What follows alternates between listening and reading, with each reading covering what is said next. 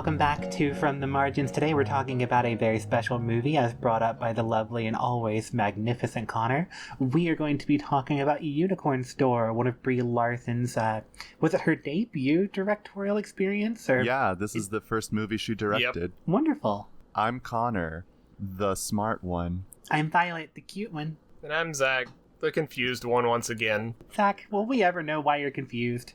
Yeah, we'll find out when we see how he read this film. Ooh, good point.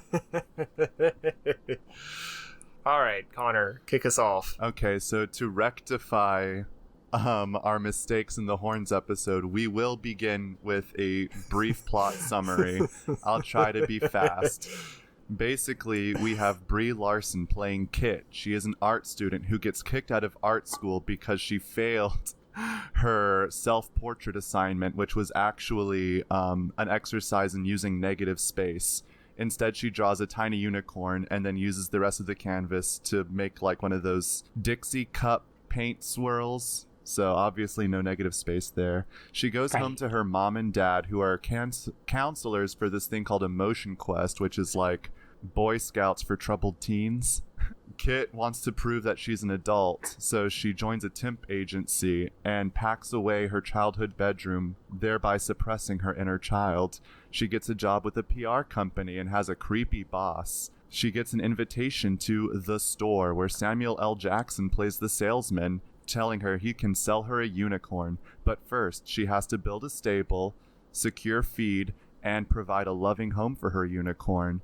In order to build the stable, she meets a handyman named Virgil. Then she goes on a motion quest with her parents to provide a loving home and squash some beef she has. That doesn't work out very well for her. Then she decides to reconnect with her inner child and sell vacuums for her PR agency, but gets fired when the plan goes awry. At the end of it, Virgil thinks she was scammed because he doesn't believe the unicorn store is real. So then Kit grows up, reconciles with everyone. Her mom tells her the most adult thing you can do is fail at something you really want. Then she gets a call saying that the unicorn is ready for her. She goes to the store only to realize the unicorn is actually real, but she decides she doesn't need it anymore and gives it to another lady. Discuss. I think the unicorn is symbolic of drugs. I'm kidding. I don't need drugs anymore. So this movie, I could not get a good read on it, and that's why I'm confused, because I feel like every single time that I thought that, okay, unicorn is mental illness, or unicorn is just a story of how this creative person, Kit, learned to take care of herself. All of it just like kept coming back, and like little things just kind of like threw it off. So I don't know how I feel about this yet. I'll be honest with you, I really enjoyed the movie, but the more I think back to the plot and the more I relive my memories of watching it, I find fewer and fewer reasons why I actually liked it, and that makes me sad because I'm wondering what was it that inspired that feeling. I've also watched a few YouTube reviews of that movie, and let me tell you, the people that comment about this movie online are not very kind in their opinion. As far as any symbolism related to the unicorn goes, I feel kind of bad saying this, but I think it's meant to be a little superficial. I mean, it's not literally a unicorn, but it's still about this very thinly veiled idea of being true to yourself, and I don't know how much deeper it really can go. I'm really hoping one of you guys gives some interpretations that makes me reconsider, but I think it's just a straightforward perspective of like what it has been like being a millennial kind of transitioning into the professional world and not really having the tools to be ready for it, but also not wanting to lose who you are and just not acclimating very well. Does it have to be anything except that? I see, that's the thing. I don't really think it does. And if I drop it there and don't continue pursuing it any further, then I like the movie. If I start muddying the water with really loose connections, then I start distrusting the message. I unapologetically love this film. I think the acting from everyone is superb. I love the mix of like deadpan, Yes. The scene where she asks her creepy boss if he's ever had like a dream crush, and he's like, you mean like wanting to be a skater but your parents won't pay for skate lessons? And then the camera just watches his face slowly descend into a frown. I remember that scene. It was so great. But yeah, I don't think the movie has to be any like one-to-one allegory. Like, I do think the unicorn is largely symbolic, but also like actually factually real, and I think that's like the beauty of it. The whole movie is just like more about the emotional journey than it is about like, I don't know. I think Violet was right when she said the millennial growing up and joining the workforce. And of course, me being who I am, I also see it as like a psychoanalytic journey of Kit reconciling like her inner child and her true self with tackling the lies we have about being an adult. Part of like getting her environment ready to house a unicorn was really about her becoming self-reliant, because she thought she had to suppress her childhood to be an adult, but it turns out she still needed her inner child to be an adult, and she didn't have to give anything up. So the unicorn was helping her transition into adulthood without losing the best parts of herself. Exactly. Yeah, that's what that was the reading that I really stuck to the most, because it was something where you could really, it was like a mental focus for Kit. It didn't necessarily have to be a unicorn. It didn't necessarily have to be anything, but because that was something that was special to her, it was a way for her to structure her life into, okay, I'm going to provide a house for myself. I'm going to provide financial stability for myself. And I'm going to settle all of the issues that I have. I'm not going to be a bitter person and not have connections with anybody in my life because they don't, quote unquote, get me. So yeah. Mm-hmm. And you know that thing about people with anxiety where it's easier to do something for someone else when you couldn't do the same thing for yourself? Yes. Mm-hmm. What if it was kind of like that? She needed the unicorn. She needed to care for the unicorn because she didn't yet have the tools to care for herself. I mean, that does make sense within the context of the opening scenes where we see her completely just give up on all of her aspirations and live in her, like, parents' living room for so long. Which, by the way, that was a whole mood. Which, by the way, I lived that life not too long ago. Yeah. Too close to It was a home, little Violet. too close to home, TBH. The entire movie, like Connor said, with the millennial experience, I loved it so much. All of Kit's outfits, I was just eating them up because they just made me so happy, with the sweatshirt tied around her waist and all the colors. And I was just like, you know, this is what kids in the 90s really wanted to do whenever they were growing up. And I still would love all of those, all the bead crafts and stuff like that with, you know, as a necklace. It would just be a really happy thing. And I think that is something that I did appreciate about this movie. It brought up just something that, you know, we'd all locked away in ourselves. You know what? That actually gives me a wonderful idea, Zach. What if we all just talked about what our ideal, if we were like 5 again, what would our ideal version of ourselves look like right now? Uh-oh. If we want to go down that road. Sure. I'll be honest, when I was 5 years old, I told my parents I wanted to be a Pokemon trainer, and my dad explained to me that Pokemon aren't real, and I cried. So, to put it in the context of Unicorn Store, I would probably, my unicorn would have been like a legit real life Pokemon. Okay. So when I was 5, I either wanted to be a painter, a chef, or a pastor. Wow, you were diverse. All right. I don't know. I guess even at that young age, I wanted to be creative, but I also wanted to share a message if I'm going to attribute things to that. That's a good way of looking at it. I don't know. I guess if I had to have my own Unicorn Store experience, what would I be getting ready for? I don't know. I don't have something like a unicorn or a Pokemon. It would be like a pig. You're looking for serotonin. Yeah, just serotonin. That's just the pharmacy. I just need to be on pills. Pigs and pills. The 2 P's you only ever need. To be frank, I don't remember what I wanted whenever I was 5, but as I was sitting here, I remember being in elementary school and reading a middle school level book, an 8th grade level book, because, I'm so smart. And it was on the coelacanth, the ancient-ish fish that everybody thought was extinct, and then they're like, hey, we found some. So maybe I just wanted to... I wanted to study weird shit like that, and also... You're such a biologist. And also Egyptology. And also... I went through an Egyptology phase too! Darn you, Scholastic Book Fair. I'm telling you, when I was 9, I knew my shit.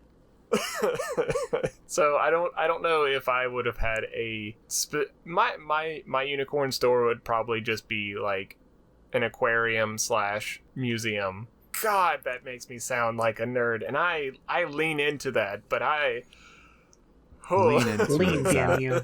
Just like I'm leaning into being a fantasy writer now. Aw, Connor. That sounds cute. Thank you. And I don't mean that in a demeaning way. I mean it in a supportive, I like that and I want to encourage that way. No, I'm fully into it now. I'm writing fantasy short stories. See, you don't have to suppress yourself. You took the right message from this movie. Literally, yeah, this movie is like a psychoanalyst's dream. You don't have to suppress the inner child. The way forward is rooted in that childhood sense of wonder. That's where your truest self lies. Do you know where my truest self lies? At the bottom of a bottle. No. I don't like that implication, mister. I'm so sorry. Where does your truest self lie, No, I don't Violet? want to tell you, but okay. It was so good to pass up. That's fair. I would have done the same thing, to be honest. Remember I just mentioned Pokemon? Mm-hmm. Okay, I had forgotten. I've been out of love with that series for a long time just because I haven't really engaged with it outside of Pokemon Go.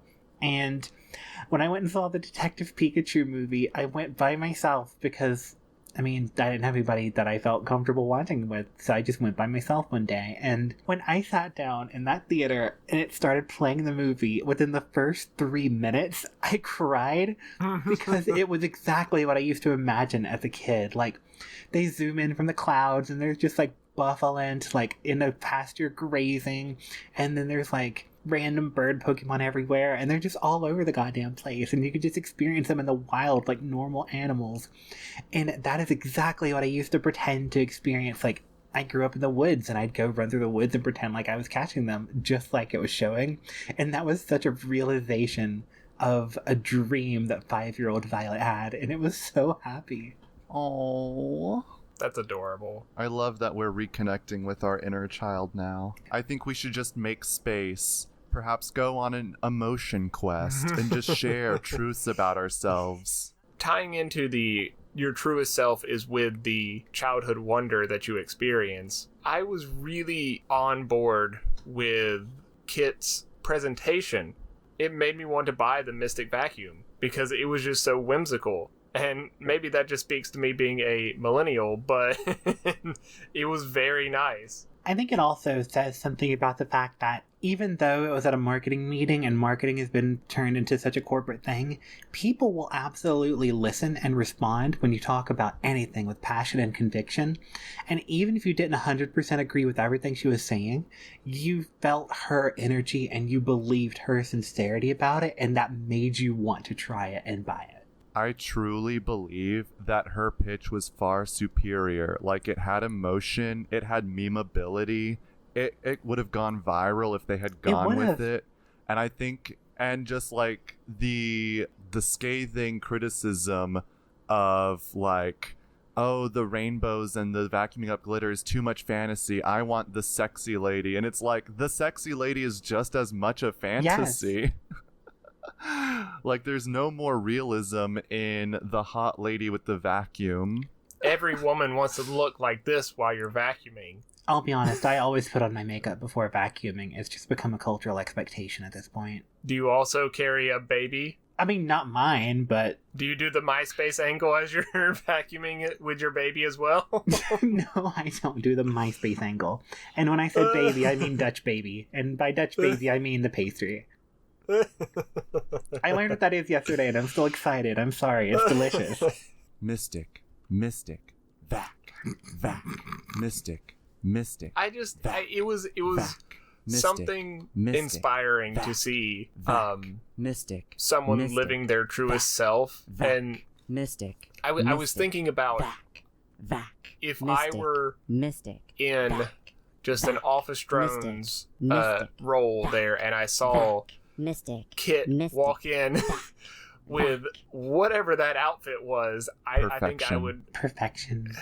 I think I would judge her, but this movie made me sit back and be like, maybe I've judged people too much sometimes, and we need some more of that whimsy. In any other movie, she would have actually sold the pitch and would have like changed the culture around her. And I really respect this movie for kind of going down a more downer angle where it's like, actually, this is fundamentally the wrong environment for you and your talents and your personality. The idea of her giving this really impassioned pitch and it not being received, that surprised me, and I really thought that was the right move to make, because then it shows that you're going to fail just as a natural consequence of other people's expectations. And what do you do about that? How do you respond to that? And it took her down that path. It didn't give some cop-out answer of just because you are true to yourself, you're always going to succeed. Because that's not always the case. It says be who you are, but understand that you will rebound and the world doesn't stop just because no one else understands you. Right. You've got to keep being yourself even when you don't succeed. She had resilience. The actual victory wasn't from being recuperated into the capitalist system. It was staying true to herself. Sorry to make it a Marxist take. No worries. Always bring Marxism into it. Marx and Freud, my two fathers. It's what Alice and Brie Larson would have wanted.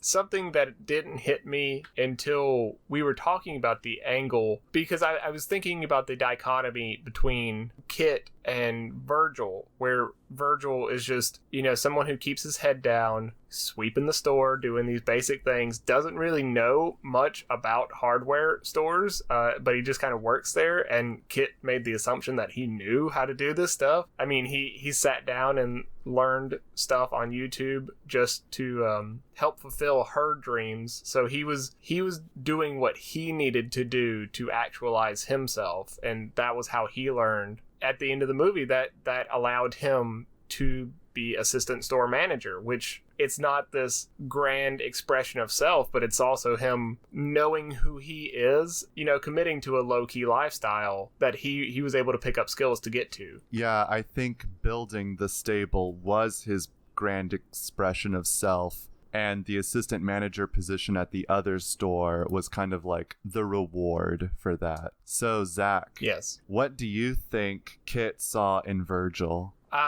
He was a really nice guy who saw her for who she is and didn't really judge her, and just they didn't they established their own rules for how they were going to interact with each other, rather than going by how society should tell them how to interact with somebody else that you find kind of cute and charming. Violet, do you have any thoughts on that before I give my hot take? I think she saw Virgil as the opposite end of herself. It's herself had she not been true to herself and went the artistic route, and instead did the keep your nose down and eyes forward route. And she's trying to rescue this alternate version of herself from their mundanity. Oh, you thought she was trying to rescue him? No, not rescue him necessarily, but she was attracted but also trying to bring some spark into his life by proxy of her. What do you guys think of his name? I instantly thought of Dante's Inferno, Exactly. And my brain was like, is this going to be an allegory for Dante's Inferno? And are we going to go through purgatory?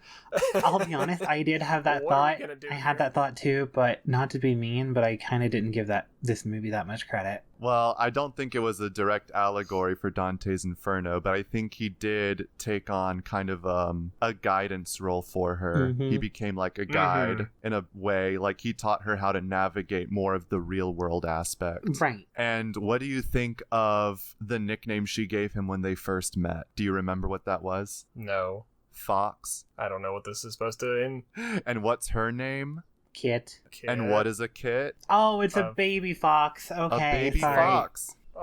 She saw him as an adult.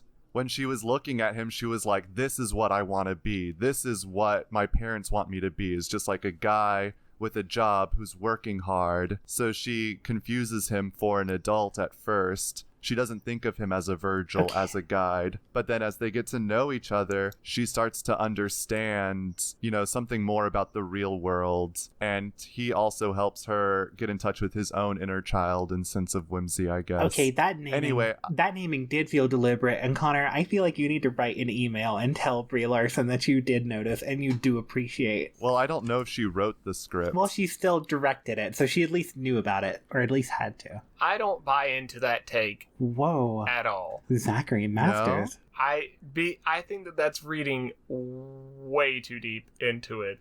No, like why else would she call him Fox? It's a name.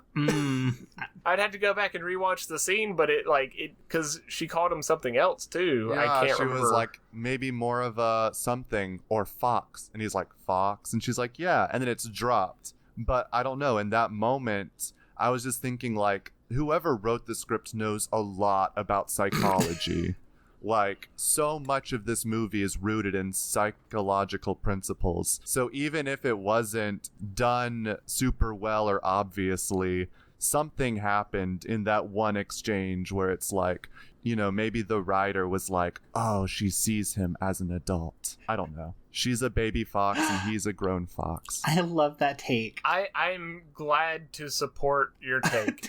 I personally just don't believe it. All right. But I'm not going to shit on your take because, like, it's a fair reading. There's nothing to definitively say, no, you can't see that. That was such a tiptoe way of saying, I don't agree with you and you're stupid. That's fine. No, I didn't say... There is no objective right or wrong when it comes to literary analysis. It's true. So, now that we've talked about Kit and Virgil, what about the salesman? He's God, obviously. Obviously. Like, that's not even in question. He's literally just God. Oh, shit. Isn't a unicorn like a symbol of Jesus? I mean... Maybe? I feel like it is. I feel like I could be talking out my ass, but I feel like I've heard in Christian mythology, like, a unicorn is a symbol for either Jesus or God or... Maybe in like the later Celtic version of Christianity when it was like blended with their culture. I'm thinking of C.S. Lewis. I know Aslan the Lion was a big Jesus comparison, but I feel like there was one book where there was a unicorn too, wasn't there? There's an entire book about a unicorn in the Chronicles of Narnia. That's what I thought. I couldn't remember if that had any relation or not. Whatever, Voyage of the Dawn Treader's the best one. Anyway, so like, I guess I didn't see him as a God figure. I was just joking when I said he was God. Okay. Sorry to lead you down this false trail. What did you think, Zach? I did not have any clue until, like, just right now. Because my brain started to go down the route of him being a shepherd, or like a steward of her experience throughout this. I'm trying to like put it together into some sort of words because it literally just came up in my brain right now. But personification of her journey. Oh, I like that a lot. He embodies exactly everything about Kit through the whimsy, through everything there. Basically, like is he like her inner dialogue, her just I don't know what you would call it in psychoanalysis or whatever. He's her Philemon. I don't know what that is. In Carl Jung's book, Philemon was like the person who came to lead him through his own psychosis and reveal to him the truths of the world. Wasn't that also the name of the demon in Hereditary? Like That's King Paimon. Philemon? Paimon. Okay, well, that made me happy for a moment. No, Philemon comes from like one of the Greeks. It's like Philemon and Bacchus, or some Baucis. There's like an old man and woman who let Jupiter and Mercury eat with them when they were in disguise, and then as reward for being such good hosts, when the two of them died of old age, they were turned into a tree that was like had two separate trunks but grew together. Every time I get on these podcasts with you guys, the only thing I can remember is I don't know nearly as much about mythology as I think I do. Yep, Connor just blew me out of the water because I had heard some of the names before, but if never. If you put a gun to my head and asked me to tell you anything about Jupiter, I would have just been dead. What if I asked you to tell me about Zeus? I mean, I could tell you about Zeus, and I know that it's like a Romans like stole from the Greek thing, but still, I just always forget that that's him. I would have just told Connor about, because I'm assuming Connor's holding the gun to my head. We all in expected story. Connor to be the one holding the gun to our head in this comparison. Tell me about Jupiter. I would have just started talking about Golden Sun because hell yeah, it's such a great series of games. Anyways, back to Unicorn Store because I feel like we've lost track here. No, I think we're having a fruitful discussion. This movie was so much that I appreciated it a lot. It made me really appreciate Brie Larson as an actress because goodness gracious, the range that she has the range. She has the range, darling.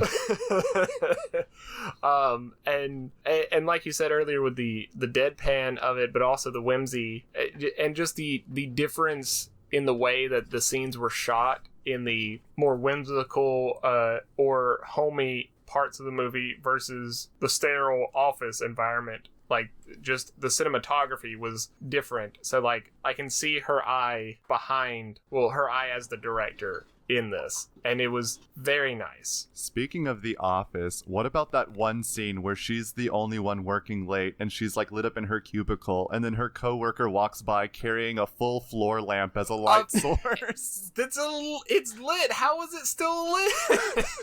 She just walks by, drops it down, then she picks it up and keeps walking. Like, not even a flashlight. She's just carrying a full ass floor lamp with her. That's my aesthetic. I just was very confused. Like, I pointed it out to the friend that I was watching it with. I was just like, am I imagining this? Am I on drugs? I liked this movie overall, even though I was slightly confused. Calling back to the beginning, though, everybody hated this movie. Like, all of the not all the critics, but a lot of critics. All of the self-proclaimed internet critics hated this movie. They were all the artist who shot The Stick in a Box. Right. A stick in a box. He was the first one to put a stick in a box. Like, how many other movies out there are like this one? 18. And also... and also just, like, able to thread the whimsy in such a way that it isn't overwhelming or childish. Because that's how I saw some of the reviews saying that it was childish, and I was like, I mean, it's fun, and it's like tapping into. I found it very mature. But it's not. Yeah, it's not childish at all. And the points when it's supposed to be childish are because that's part of the journey. Like, it's actually meant to be a part of the story. It's not that they're doing it arbitrarily. I like the commentary of her teacher was the first man to put a stick in a box, and that's like high art, because I think it's like a subtle criticism of like modernism and how it's like, oh my god, these concepts, these blah blah blah, but then the actual product is just stupid and pointless. Kit was like actually using colors, and she was actually making visually interesting, engaging pieces, and she was like getting reprimanded for it because it wasn't art somehow. In the words of Sasha Sloan, I think modern art is boring. It's so boring. I mean, not to be like an alt-right traditionalist, but like they made some points when it came to modern art being bad. Oh, okay. That is not where it could have gone with that phrase. When I hear the phrases alt-right and traditionalist all in the same sentence, I immediately lock my doors. No, I mean, unfortunately, a lot of the people who are saying the same things are like, you know, anti-left, anti-intellectual people who want to go back to like the art that glorified masculinity and naked women and valor. Like that's what they thought was beautiful. And you know, I think they're like onto something with like modern art lacks a certain vitality, but I also think they're lionizing bad fascist things as well. Agreed. I'm just here for really good abstraction that tells a story in a way that you have to decode yourself. The struggle with art made me think of our artist friend, Anna from Winthrop, and the struggles that she had with the art department, I think in a similar way, where like they were all thinking one thing while she was over here doing something else, but trying to do something different. And I was just like, wow, you know, it's interesting knowing somebody who went through a similar thing of where all of the professors were like, nope, we're just gonna fail you on this, even though she's trying to do her best. And see, that's the one thing that I always have trouble like really assessing, is because I understand the need for like having a semi-rigid curriculum when it comes to art, because you're still teaching 20 students at the same time, and you have to have a way to evaluate them. Yeah. That's why as much as it is helpful to go to art school, you have to go to it for technical reasons more than you have to go to it for passion reasons. If you're in college and you make your magnum opus, your teacher is probably not going to actually respect it, because they're teaching you the mechanics of what makes art and what the methodology is more than they're teaching you the substance of art. Right. When you enroll in an academic institution, you are agreeing to a level of standardization. You have to be able to deliver a product that can be graded to a rubric, or else it loses its academic merit. Right. I'm in an MFA right now, and some of my classes are literally about critical practice and mechanic, and can you write to this prompt, this theme, can you do these skills? But then I also have separate workshops where I can turn in whatever I want, and we can just discuss what's going well, what could be worked on, and then the workshop is graded, but the grade is like, did you deliver on time? Did you give good feedback?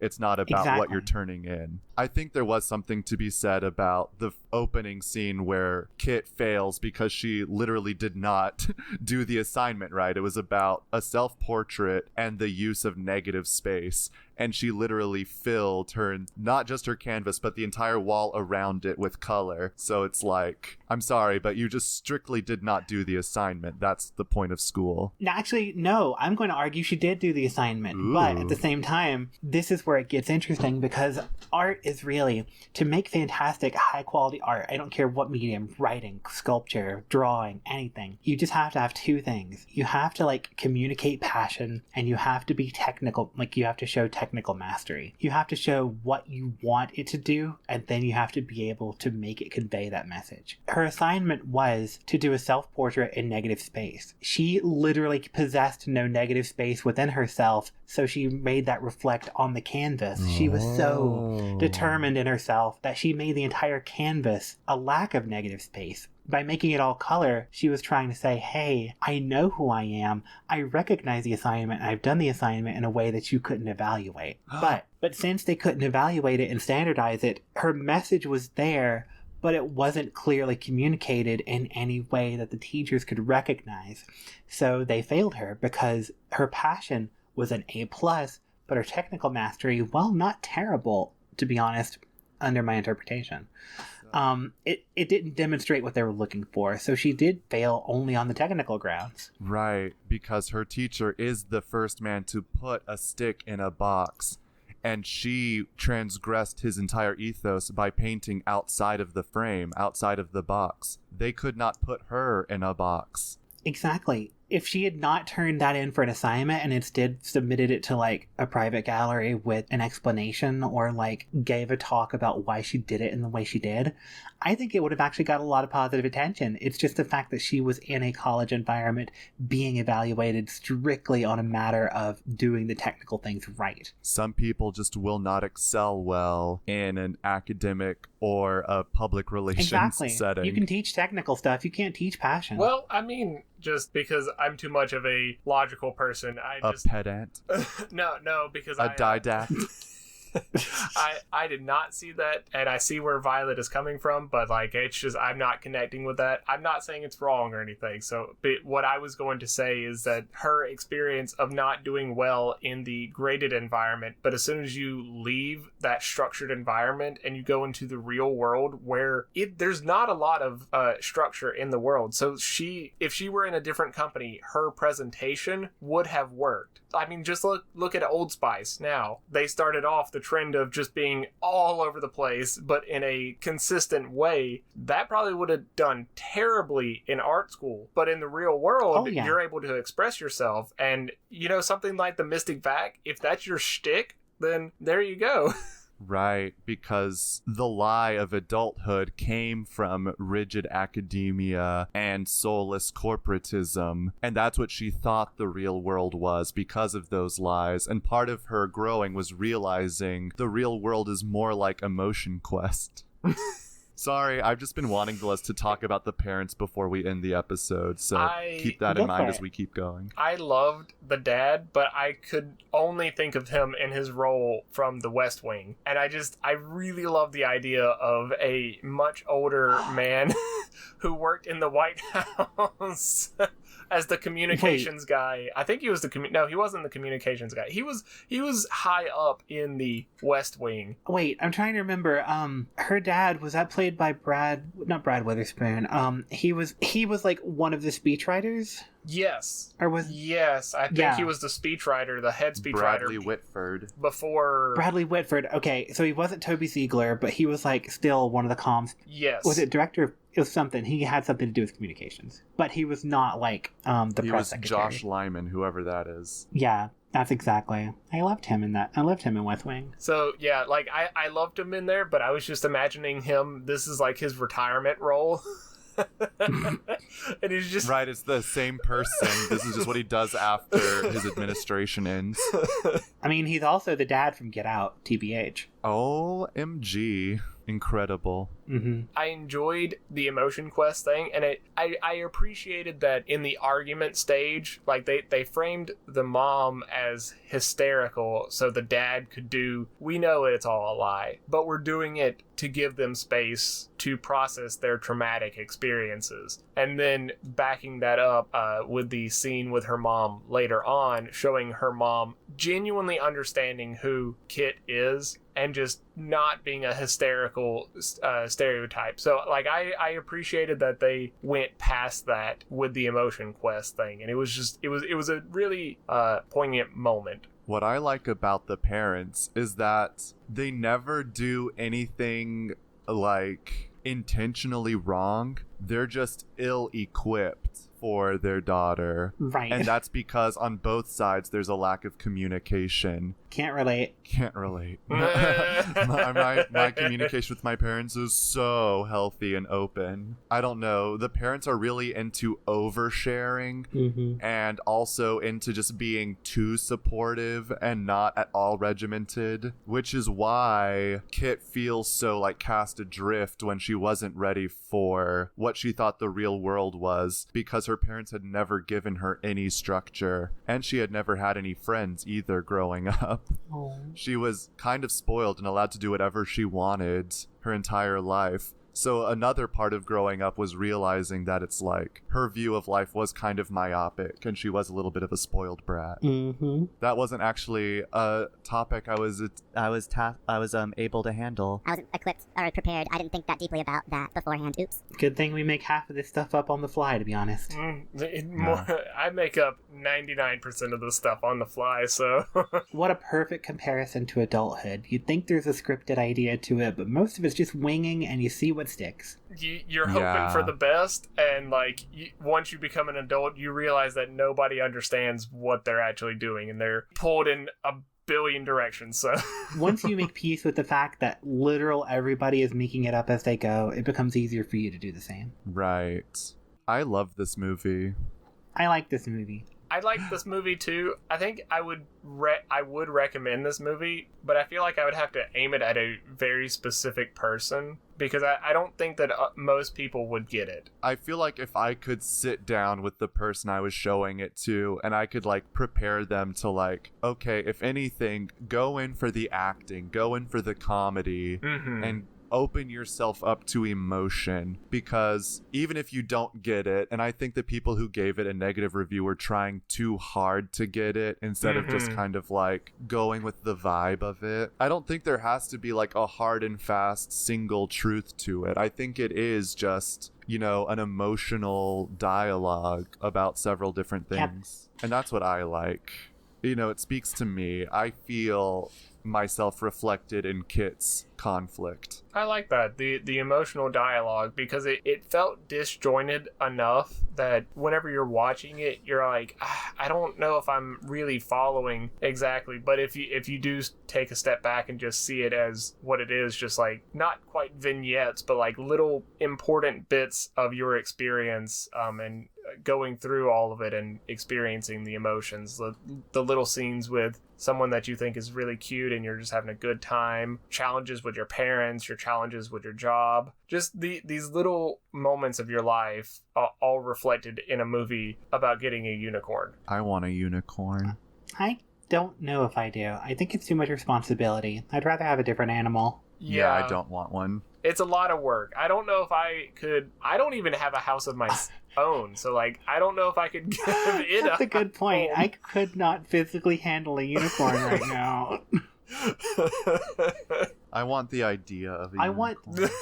I want a skunk. I want a raccoon or a crow. I think they're both cute. I don't want any of these. I want a familiar, you know. I want to be a witch and have a familiar that I can feed from my third nipple.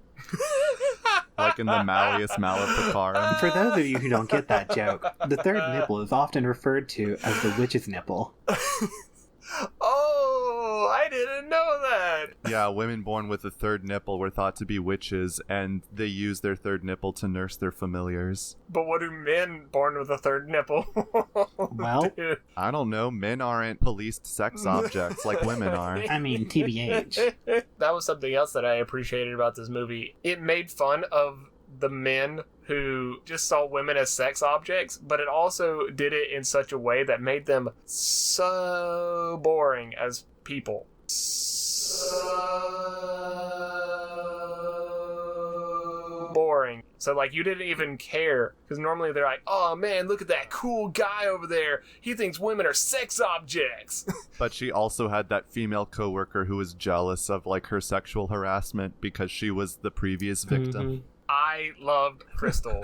Crystal was wonderful.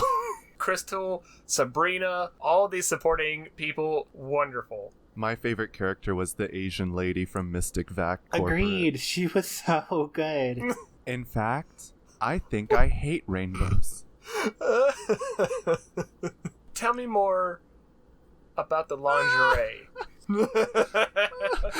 Do you see this article about learning to love after loss? I want the pound cake recipe underneath it.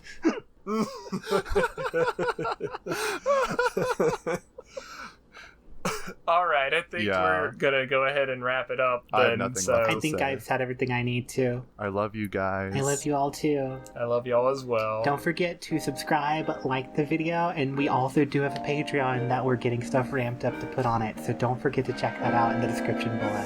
Bye.